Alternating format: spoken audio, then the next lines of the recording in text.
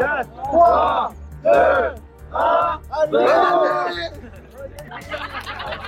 À 13h20 ce vendredi 22 avril, le ballon sonde s'élève doucement.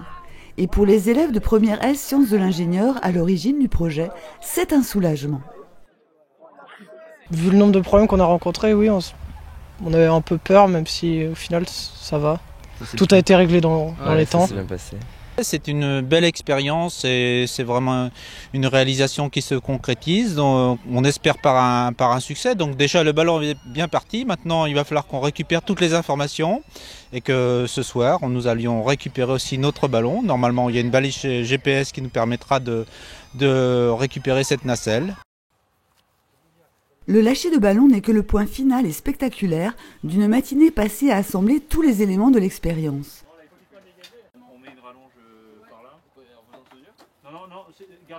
On câble les ordinateurs de contrôle et on check tout le matériel.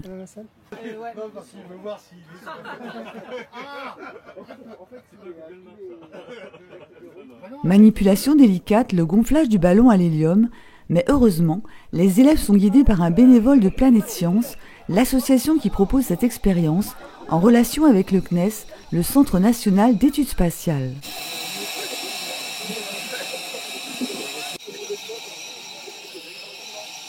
Dernière phase de l'opération, l'arrimage de la nacelle, l'élément clé du vol.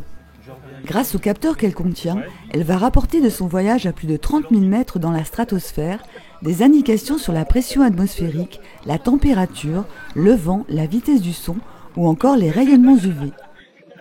Elle embarque aussi 2 caméras et un appareil photo ainsi qu'un traceur GPS.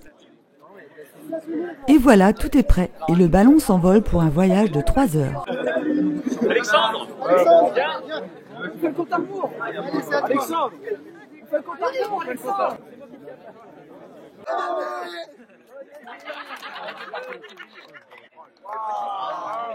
Et pour le moment, on capte les données des capteurs sur l'ordinateur, là, grâce à notre réception radio. Et puis après, il y a un moment donné, il va passer de l'autre côté de l'horizon et puis on va le perdre. Et à ce moment-là, je vais appeler mon traceur GPS avec mon téléphone. Et normalement, on devrait récupérer ses coordonnées et puis aller à la chasse au ballon.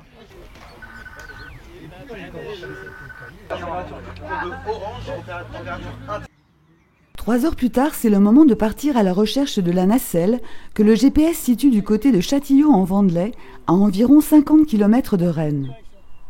Tu vois Châtillon, toi? Il est au cap 62. Oui, Vitré. Entre Vitré et Fougères, là.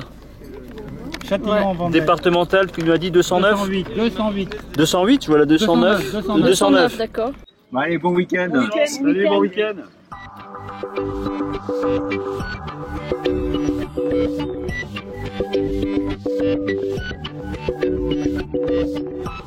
Impeccable, la nacelle n'est pas au large de Saint-Malo ou tombée dans un étang.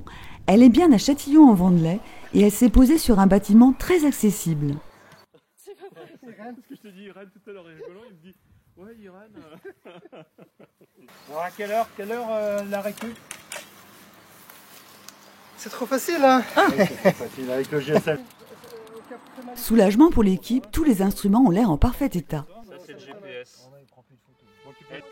Prochaine étape, l'étude des données par les élèves de première S sciences de l'ingénieur qui se sont mobilisés depuis le début de l'année. Ils pourront aussi observer les images étonnantes rapportées par les caméras, la tête dans les étoiles.